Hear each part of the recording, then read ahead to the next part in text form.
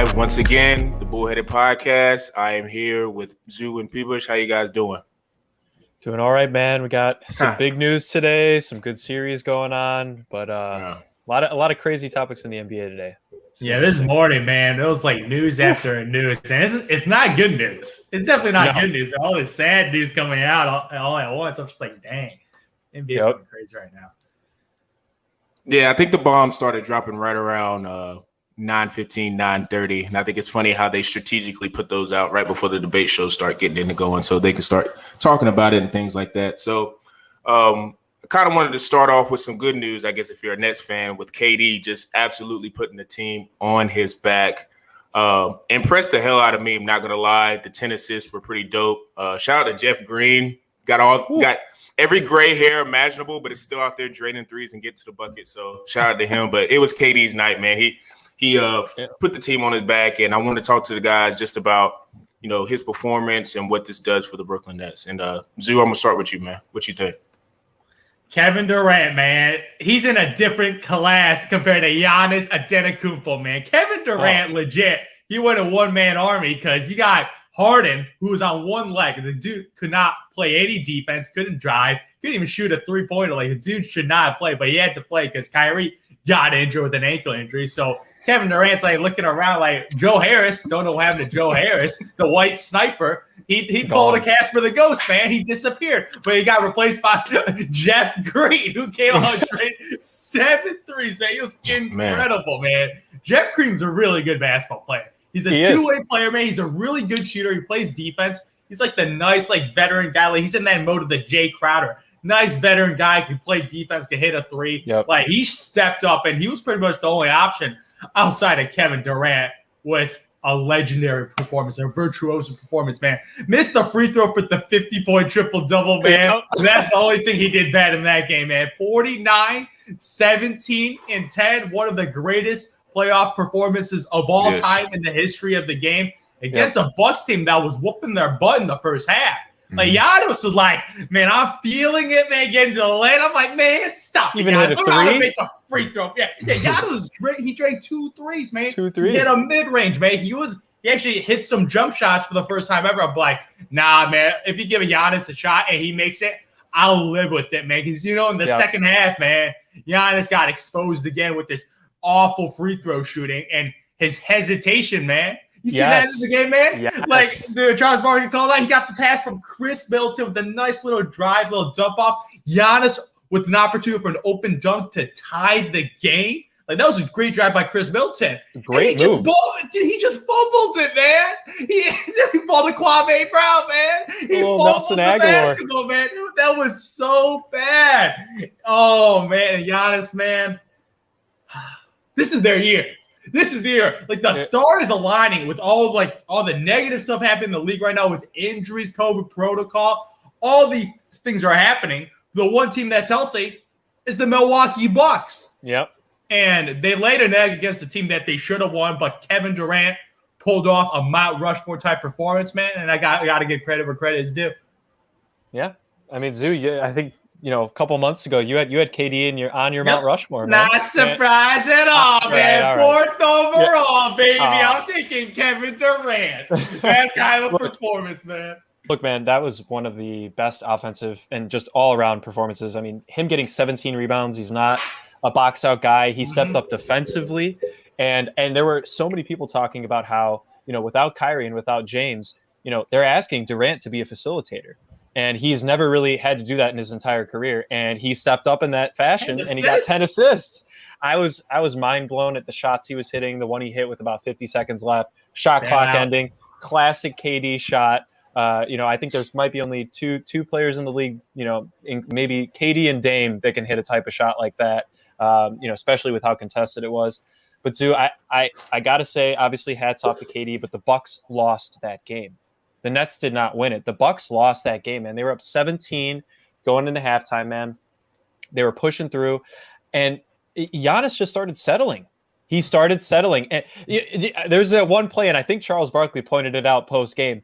when, late in the fourth quarter, Giannis got on the block with Harden guarding him, and Harden pushed away the help defense. Get out of here. What have you want? And he's pushing him down to the block, and he decides to do a fadeaway baseline on the left side of the hoop. Worst shot of the game, worst decision. I swear that sometimes Giannis's, his decision making on the court, especially in his one-on-one game, he tries that like shimmy crossover. You see that turnover? He just runs in out of control in the fourth. Because his only good move is his sidestep and finish, right, with the right hand. No matter which way he goes, he's finishing with the right. So he's got a very one-dimensional player. He's extremely explosive, and he had a very nice game. I mean, he had like 32 and 14 rebounds, something like that. This day, he showed up 34 and 12. Like that, those are good numbers. 34 and 12. Yeah. But the thing is, Zoo, is in the last 2 minutes of the game, who are you giving the ball to? Because you can't beat Giannis. It's Chris Middleton, man. But they don't run plays for him. They instead give it to Giannis, and then they just hack him. So I partially, I think it's Budenholzer. He needs to change his offensive scheme towards the end of the games. Trust that Chris Middleton can hit shots, because he's hit big shots for the Bucks. Whether that be in this playoffs, he hit one nice one against the Heat, and just throughout his career. He's a nice player who can make a good decision on a mid-range jump shot, especially when it's a close game like yesterday. He made a great decision, crossed up KD, like you said, Zoo, drops off to Giannis, and Giannis pulls a Nelson Aguilar, man. I mean, it was just brutal to watch. I'm sitting there like that. I mean, that would have tied the game, if I remember correctly. It would have tied the game. It would have forced likely into overtime, but instead we got into the free throw battle. But, man, I mean, with back to the Nets though, with Harden going 1 for 10, I got to give credit to Harden. He did play over 40 minutes in the game, and he did have 46 he minutes. He was on the bench for 2 minutes, and Durant played every minute of the game, and it was just a heart and soul performance by not the entire Nets, but a handful of Nets players that was enough to overcome the mistakes made by the Bucks. Man, that's really what it came down to. Was the Bucks' mistakes were greater than than what the Nets were doing, and the Nets had just enough to take it over. And hopefully Harden gets his legs underneath him after this day or two of rest, and he can come back and at least give him 18 to 22 points and dish out way more assists, so that Durant could go back to being the 50-point scorer that he can be. But he still got 10 assists, scoring nearly 50 points. I mean, it's ridiculous. So it was a great game, one of my favorite games to watch this year, but it was extremely frustrating, man, on the Bucks side. I couldn't understand what they were doing. Yeah, offensively, bad basketball. Offensively, James Harden was laboring. Just by watching Harden going up the court, he was having trouble staying in front of anyone. If you do a little dribble move, some crossovers on the perimeter, you can probably blow by Harden and target him on defense, but they didn't really target him. I only saw a couple times Drew Holiday drove in the lane, had a layup. But then I saw Drew Holiday jacking up a three-pointer, Harden with the hand in the face, jacking up a mid-range. Drew Holiday, you're a $40 million player. Yep. You got to show up. 17. Drew Holiday, you getting paid $40 million. You got 19 points on less than 50% shooting against a player that's on a hamstring that's keeping him from being James Harden right now, and he didn't show up. And then Giannis Antetokounmpo, former defensive player of the year. I feel like this guy barely guarded Kevin Durant. Never. He didn't guard him at all. I swear to God, I just saw him in the corner with my boy Landry Shamet, man, camping there. Landry Shamet, and then you got PJ Tucker and Chris Middleton working his ass off trying to guard Kevin Durant. I'm like, let's maybe switch it up a little, man. Giannis got great length, 6'11", same size, longer arms than KD.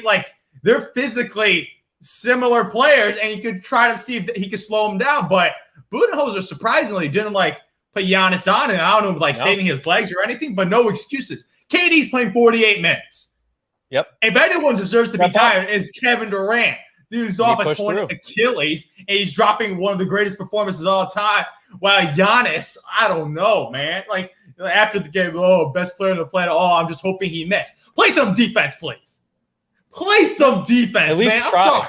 Yeah, PJ Tucker, dude's 6'5", man. He's trying his butt off. There's so much a man can do when you're 6'5" with short arms, man. Especially when he's averaging over 5 fouls a game, damn near. He's almost fouling out every single game because he's guarding Durant, man. I mean, what do you do? They and I will give credit to the Bucks because down 2-0. I know that all the injuries and stuff, but games 3 and 4, man, they upped their defensive scheme and they kind of figured out what to do with double teaming Durant, at least making his life harder. But look, I can't hate Giannis for not guarding him all the time because I'm sure PJ Tucker's like, I want Kevin Durant. He's that type of guy. But Chris Middleton? No, he ain't no stopper. Chris Middleton played him a lot. Yes, when, he did. PJ Tucker was getting foul problems. He came in and was stepping up as a defender. Wow, Giannis. But like you said, Zoo, he had a godlike performance, man. It was bound to happen. It just happened to be in the most pivotal game, and the Bucks had it in the bag. It just let it literally slip through their fingers, man. It literally slipped through their fingers. That was their chance. That was their chance to go on. It was. I think there's three things with the Bucks that I don't understand. Like Budenholzer, I don't understand his or I think it's Giannis being like, oh, I do what the coach. He says that a lot, oh yeah, the coach was telling me this is our assignments. I feel like, okay, maybe second and third quarter, you're not trying to get fouls because Katie probably would have attacked him. But in the fourth quarter, you got to be like, look, man, because they had a decent lead going into the fourth quarter. So it's like, look, man, I'm gonna just nip this in the bud. Let's get to a sizable lead and then let's go home and try to close it out at home. That's one thing. Second thing is, at the end of the games, love Giannis, great finisher at the rim. But he doesn't need to be involved in pick and rolls with Chris Middleton because Chris Middleton is their most talented. He may not be their best player, but he's their most talented shot maker. And even with Chris Middleton, I actually thought on that last play he was going to go to the basket because he kind of got past KD. And I guess crossed him up, dude. Yeah, and I think it's just the mindset of Giannis's team. I'm going to get him, give him the ball. I don't know what he was thinking, but he gave it to him, and Giannis just fumbled it. And the third thing, I really feel like. I don't know if there's a ceiling with the Bucks, but I feel like it's a mental thing with them. I think what they thought was when they were pressing on their necks the entire first three quarters, I think mentally they were thinking we got it. Mm-hmm. And the whole time I don't think they noticed Jeff Green was still hitting a lot of freaking shots. Kevin Durant was just heating up, and I think it just all came to a head. And they're I think it still goes 7. But I think they're mentally if they make it to the next round, I'm not picking them because I just don't think they got it. I just don't think they got it.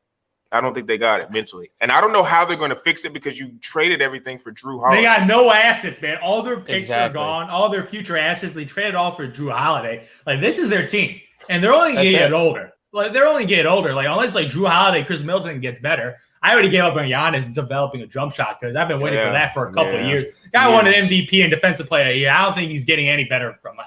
And just watching this guy play in the playoffs, especially, he gets exposed, man. The lack of skill set, man. The lack of shooting touch. Even some of his little hook shot, it's ugly, man. It's pretty ugly. He's got no touch. No. He's got no shooter's touch. Everything's a little clank or whatever, unless he dunks the ball. And gets a layup. At least develop your left hand. If he had a left hand in whichever way he could go, that alone would create so much. He could start floating over any shoulder, pretty much that he can make that decision. Man, I mean, Bazoo, it's almost like he tries a sky hook, but it turns into an ugly ass floater.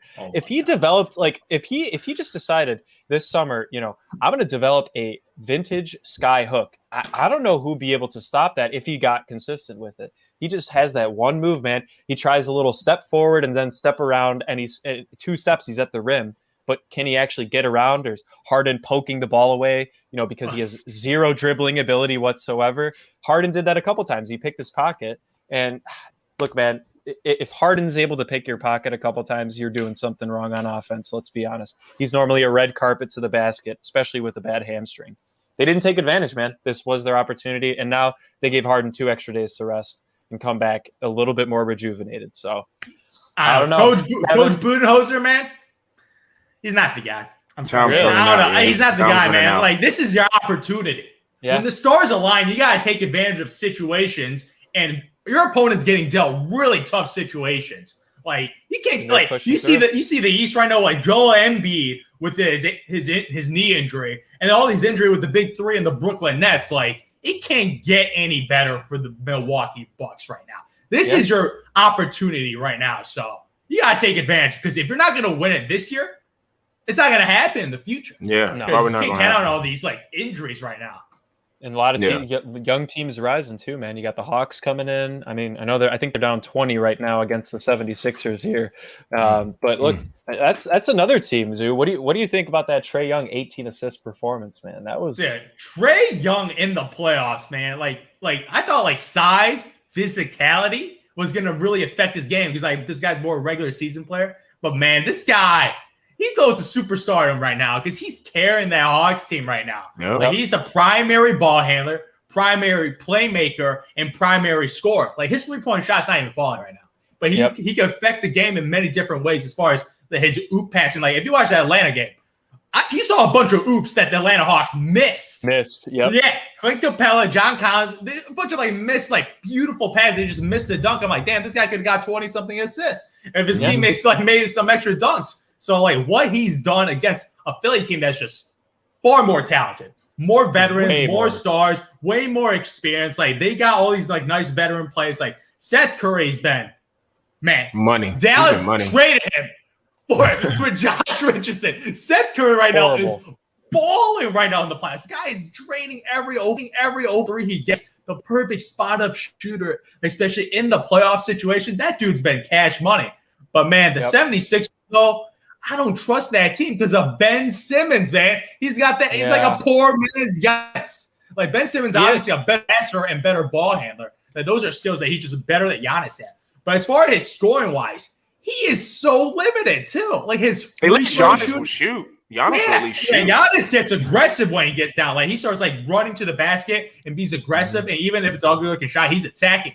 Ben Simmons very passive. Like, I feel like I got MB. This dude's a beast, dropping 40 points. He could be chilling, just dishing and diming. He doesn't even drive the score. He drives the pass. Tobias Harris. Seth Curry. I'm just like, Ben Simmons needs to be a guy to get 20 points and 10 assists in the playoffs for his team to win. So, Atlanta Hawks, obviously young team. I give him no shot to beat the 76ers because 76ers are more talented.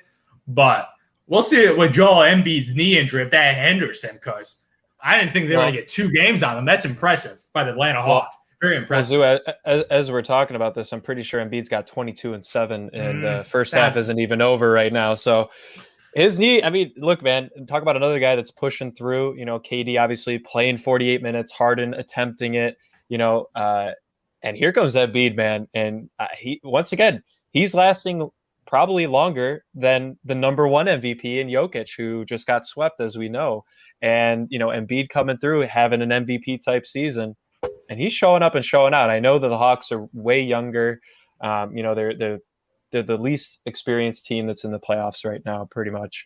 And, the Hawks have been able to take advantage. I think sometimes the Sixers do get a little egotistical. I think sometimes they each want to be the guy, whether that be, I think Tobias Harris a lot too. He kind of doesn't like being the quote unquote third option on the team, even though Ben Simmons can't score. Everybody holds Simmons in a higher regard than Tobias Harris, just as an overall NBA player, usually.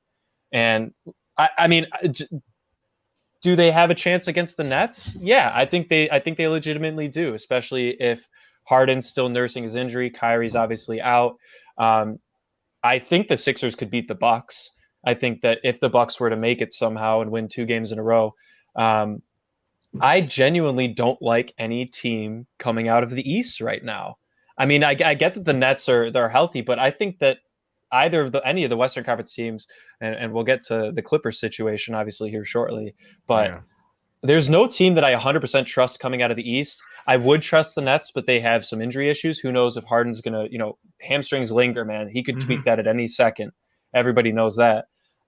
So are the 76ers the best team out of the East, Sue? Do you think, taking into account the current situation? That's what I'm trying to wrap my mind around. James Harden injured, if the Brooklyn Nets have 2 healthy stars, I'm taking them over the 76ers. With Harden with the hamstring injury, that's going to be tough because KD ain't dropping 50 points a night, man. And he might need to be dropping 30, 40 a night against the 76ers team. But by Lord, Ben Simmons, man, such a liability in the playoffs, man. Do you know what this dude's shooting 20-something% from the free throw line? He's worse than Shaq. He's worse than Ben Wallace. Dwight Howard, 20%, and he's a point guard. I don't know what he's doing, man. All mental, man. Him and Giannis are some of the most physically gifted basketball players, Absolutely. man. But, man, they're a kryptonite of shooting. It is so bad because, you can't have your point guard dropping single-digit points, man. You drop 4 points in a playoff game, man. 4 points. I know he does it all, but 4 points? Come on now. if you're doing that, you got to be dropping at least 20 assists, in my opinion. I mean, and I know he passes the ball, he rebounds. Zoo, I will say, if the Sixers are out and running, and they're in the fast break a lot, Ben Simmons could be one of the best point guards in the league in that situation. Yeah, but this is the playoffs, man. Exactly, it's a half-court exactly. game. You got to be able to create. And it just so happens that the Hawks are probably the only team that they'll play that allows them to even get into the fast break a little bit, because they're not as good defensively. I know that they've stepped up defensively throughout the year, the Hawks, but it's only going to get harder if the Sixers move on. They've had 2 pretty damn easy series, in my opinion. The Hawks have stole a couple games, but I'd say that the Sixers have more so blown those games, rather than the Hawks just outright winning, especially game 4, man. I thought the 18-point lead. I was like, man, they got us in the bag. They pulled a Bucks situation right there. Like you said, Zoo, I don't think the Hawks are going to pull this out. They could force 7. It's possible. It's been a very flip-floppy series, with kind of just who's getting lucky towards the end of games. But right now, I mean, the Sixers are up, call it 30 points almost. Yeah, 26 points right now. So I think it's looking pretty solid that they're going to be going up 3-2 right here. So we'll see how Simmons is. I think Ben Simmons, the difference between him and Giannis, just in regards of shooting, I feel like I have more confidence in Giannis, even though I wouldn't place a lot of confidence on Giannis, is because Giannis' form looks halfway decent and he's at least trying. What are you talking about? It's way better than Ben Simmons. Compared to Simmons, Andy. Compared to Simmons, it's way better. Now, it's not Bradley Beal, but it's compared to Simmons, it's awful. Because Simmons looks good at the free throw line, but if you see him actually shoot, it's awful. That's why he never shoots. That's why I'm more confident in Giannis. Every time Giannis shoots, man, Giannis is slow. Very slow. Oh, it is aggravating. No fluidity, no touch. The 10-second violation, bro. Which I don't even know why they call it MVP. Yeah, because he takes such a damn time to think about missing his free throws, man. Ain't affecting his free throw percentage. He needs to do a new routine. Yeah, he needs a new routine, new form, new everything. Man, I don't know what you're talking about with Giannis' form, man. It is But Giannis is trying. Ben doesn't even try. And I don't know why Ben doesn't try, because Ben had, what is his excuse? He should be putting in the work to shoot. Giannis, you can tell. I personally think he's shooting with his wrong hand, man. Because every time Ben Simmons got a little floater, maybe that right hand looks a lot better than his lefty. But that's another topic, man. He needs to fix that form, because, my God, Ben Simmons and Giannis, man, did they have all the talent? They just got wasted talent and size and athleticism, man. Yep. What a shame, man. But man, going west though, the Clippers versus Utah series has been my favorite series so far. Yeah. Favorite series. Those games remind me a lot of the Clippers versus Dallas series. You see the one-man show and Donovan Mitchell versus the Clippers. But man, oh man, that Kawhi Leonard injury, man, that hurts, man. Because I saw them making a comeback again when they were down 2-0. Just watching the game, I thought the Clippers were still the better team, and I felt like they will make the comeback and probably win it in 7 games over the Utah Jazz. But without the Terminator, man, they got no shot against this Jazz team. Even the Jazz without Mike Conley still with a hamstring injury, but without Kawhi Leonard, man, it's over for the Clippers. Yeah? I mean, the Jazz are too good, man. I mean, they were the best three-point shooting team in the league this year. They can get hot at any second. I thought even in game 4 there for a second, they kind of started, inching back, and then the Clippers did pull away. Paul George has been playing very nicely as of late. He has. And it's funny because everybody, whenever he has a bad game, every NBA fan's on him. He has a good game, nobody talks about him, right? So that's just how the media goes. That's how the fans go. They like to crap on the players that have historically done bad, right, or had bad instances. PG's just not likable, man. He says some stupid stuff. Exactly, that's fine. But look, he's had monster games the past couple games, and it's shown, and that's why they're back in the series. Can he keep them going? I think it'll come down to if Marcus Morris can have a big game. I think if Luke Kennard can have big games. They're going to need to just shoot. Reggie Jackson too, who's actually also he's shooting lights stepping up. He's shooting lights out. If they can get the entire team to come together, it's possible that they pull off, the win tonight. But look, the Jazz are going to take massive advantage of this situation, losing Kawhi. I mean, it didn't look like a big injury, but as we all know, ACL injuries, they don't always look that bad. Sometimes they can walk right off. We saw Rose tear his knee the second time and he walked off. Multiple instances of that. It doesn't always have to be extremely obvious and writhing on the ground. And that was an unfortunate example with Kawhi. I agree, though, Zoo. I think if anything, it might go 7.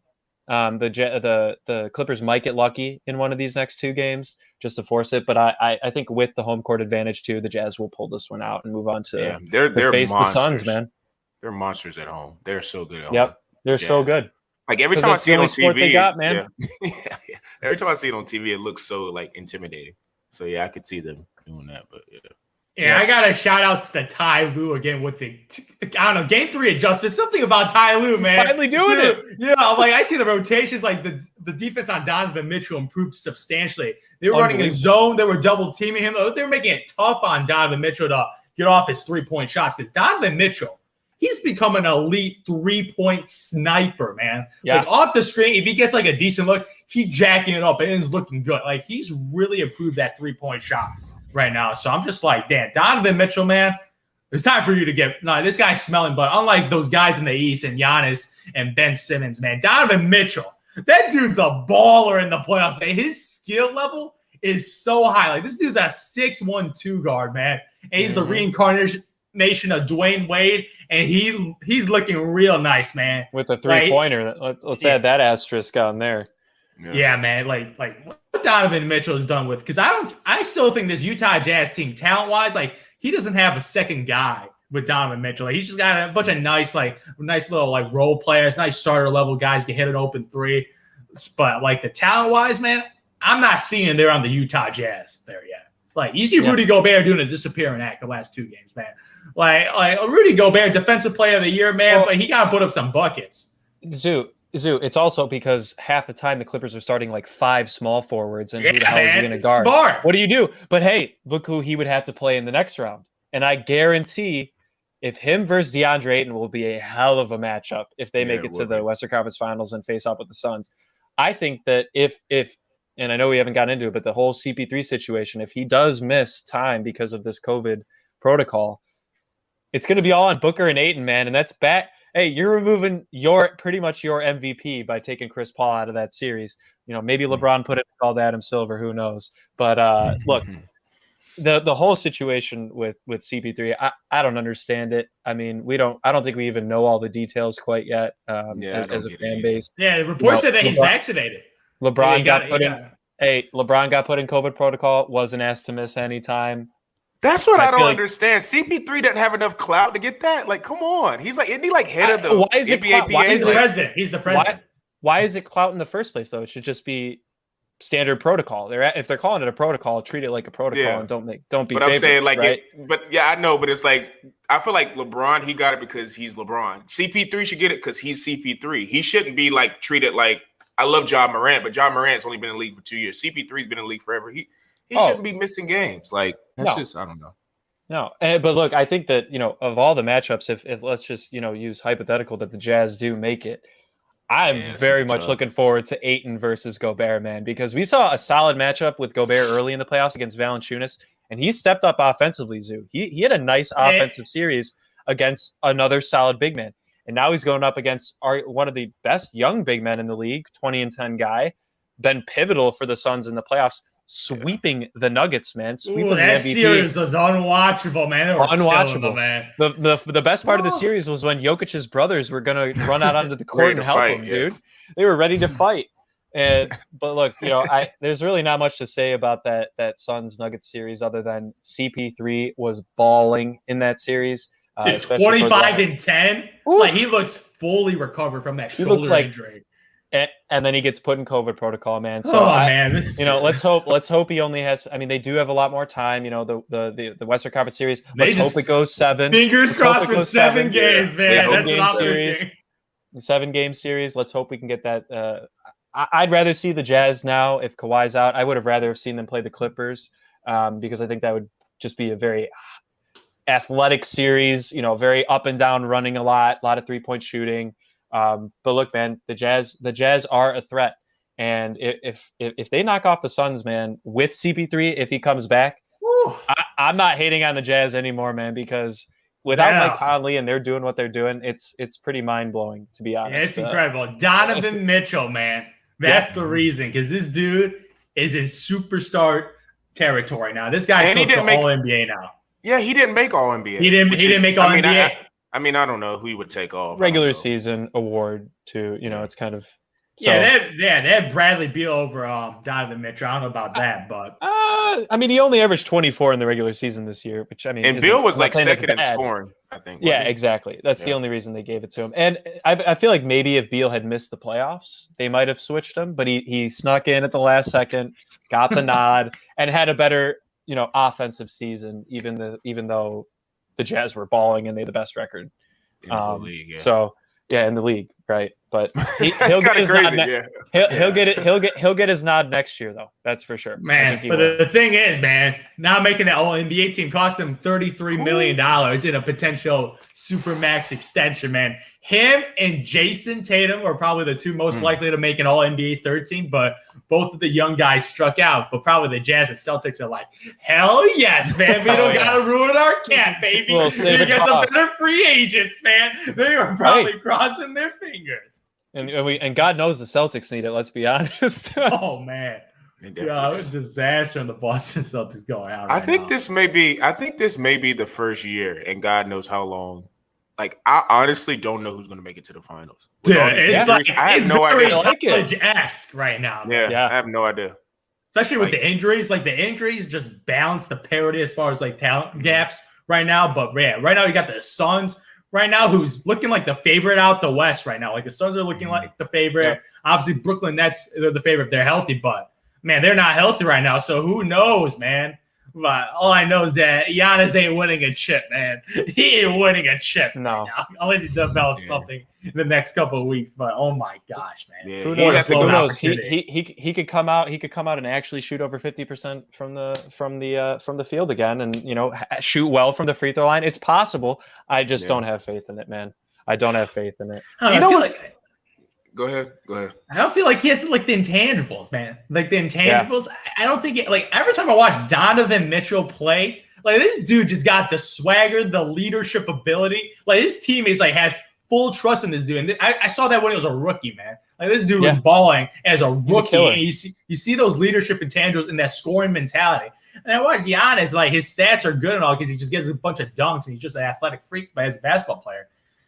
It's just not skilled enough, man. You know what it is? It's because he can't, because he's not like Donovan knows if he knows he's unguardable because he can shoot the three. He knows if he gets to the rack and gets fouled, he's going to make his free throws. Giannis can't shoot and he can't make free throws, so he's not as confident. That's why I think he fumbled in that last second because he was like, or not. He was ready to get fouled.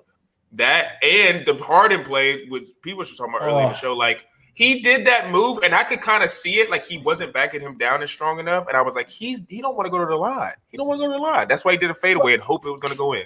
It's like, wow.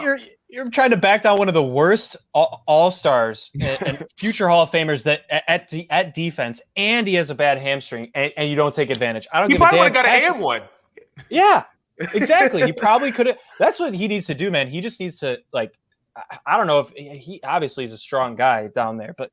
He needs to just and one like every time he's fouled. That's what he needs to do. Or they just need to run more for Chris Middleton. That's just Budenholzer did not manage that, and his players did not handle it. It was just poor offense and defense, to be honest, in that entire second half of that. And Giannis's post game, he doesn't really have a post game, man. No, like his back to the basket game is very, very weak. Like his face up game is nice because he just uses athleticism, faces up, gets a whole full head of steam, and just drives by. He did that to Blake Griffin a couple of times. But when he does his back to the basket move, very robotic, very ugly looking, no skill, no finesse. I'm just like, oh my God, Giannis needs to develop his skill set. His skill set is just not there. What's the guy? LeBron went down. He needs to go have a summer with Hakeem in Houston. Hakeem Olajuwon? Yeah, just have 2 months. 2 months down there in Houston or wherever he's staying, he'll be fine. But until he does that, or like I said, I don't know who he's training with. I don't know his schedule, but you can tell he's just a physically dominant player, but he's not super skilled. And it's just biting him in the butt because I honestly think if Giannis didn't become who he was and Chris Middleton was maybe catered into that position more, they might be on a better. They probably would be up 3-2 because Chris Middleton, if you watch him, like his bag is net. Like he's got mid range, long range. He has some tough shots, man. Like he's the guy that hits like the tough 3 points with the hand in the face. I'm just like, man, that is nasty. Like, he's got good handles. He's got good jump shooter, mid range game, 3-point game. Like he has the most skills on the team, but I'm like. Chris Middleton Run the ball ain't the guy. through him. Yeah. You don't have to give it to your franchise player, right? And Giannis, That's you why I don't said have pick to and do roll. that. That's why I said have a thing where Giannis is setting the screen and then he can decide. Like Chris Middleton. Problem with can Giannis decide. setting a screen, you're gonna give him a wide open mid range though. If he pulls up like pick and pop, like nobody's out there, man. Yeah. Blake Griffin's got his ass. That's when that drop coverage works real well, man. Because he's just not a threat. He's not man. making that. Yeah. Oh my God, Giannis, man.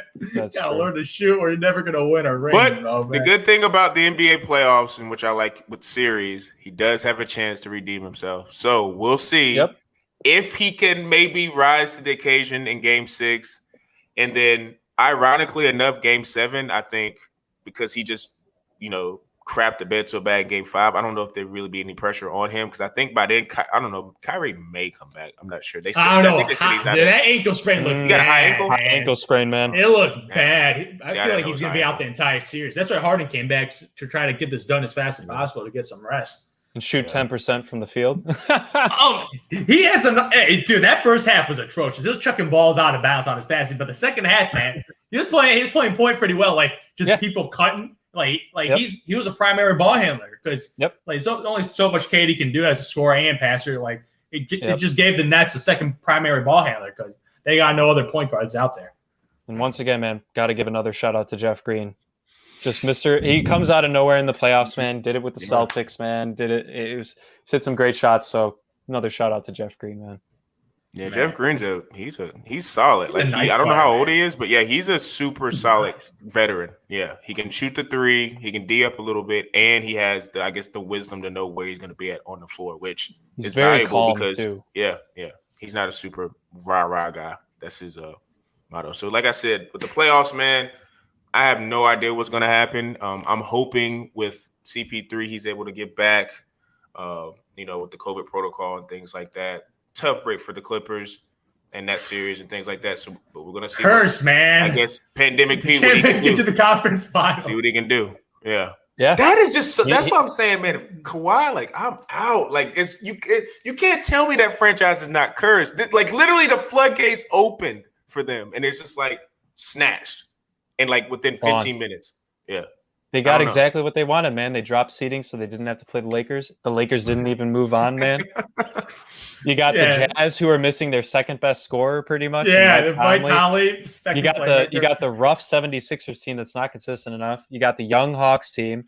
You got Bucks inconsistency, and you got an injured Nets team, man. It was their year.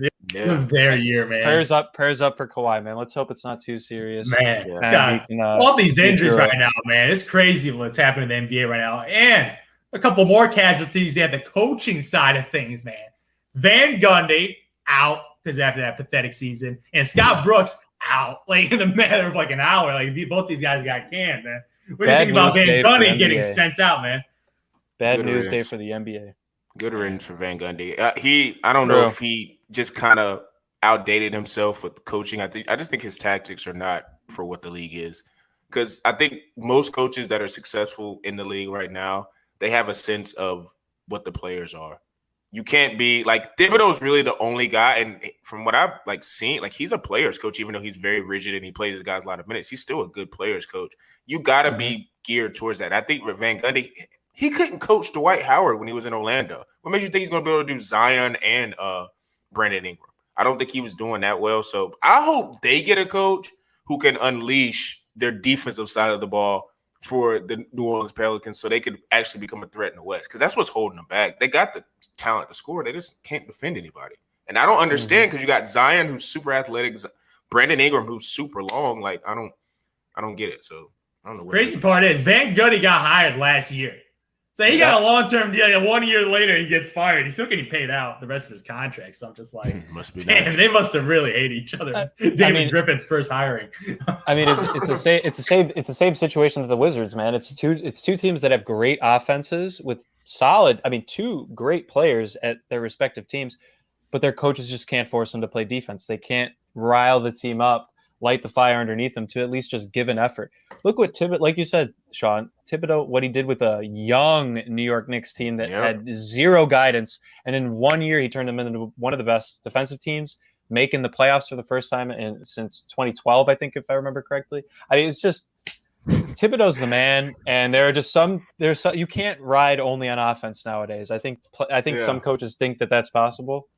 No shot. You know what I think it is with Thibodeau too, though. He's like a big guy, so they might be scared of him because he looks like That's he would true. like if you like back Deep if you voice. like went back. Yeah, Thibodeau, like voice. his neck is like a cinder block. Like he looks like he would like mess you up if you For sure. kind of like testy with him. So that might be part of the reason why he has that influence on players. I don't know. But I don't know. I also think with the Wizards, they're in a little bit more of a different situation because, I mean, Westbrook's still putting up numbers and doing what he's supposed to do, but I don't know how long Bradley Beal's going to be there. I know he says all the right things, but he got one more year 2 years on his contract, so and he then could be on the move. Yeah, so it's kind of like as a coach, I don't know if I want that job. I definitely would take the Pelicans job over that one, but I don't know. It's just both of those teams need to learn how to play defense. They need to demand more from their stars and play together. I think, play together. Chemistry. Like say, because for me, I just think with the Pelicans, there's no excuse they weren't in the playoffs. Like they had too much talent. Play-in tournament. A young Spurs team had more wins than a team with Zion, Brandon Ingram, and Lonzo.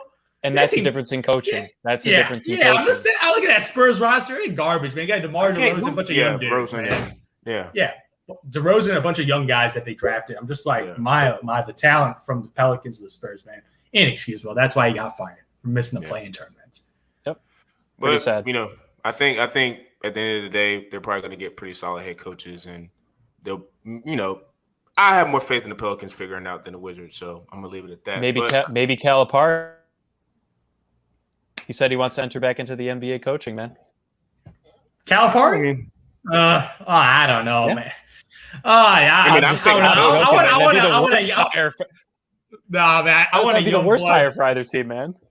I want a young blood, probably a new assistant coach to join the Bloods, man. Instead of like hiring a coach that gets fired over and over, like we also Mike D'Antoni wants the Portland Trailblazers job. Makes a lot of sense. Dame Dollar, who doesn't want to coach Dame Dollar?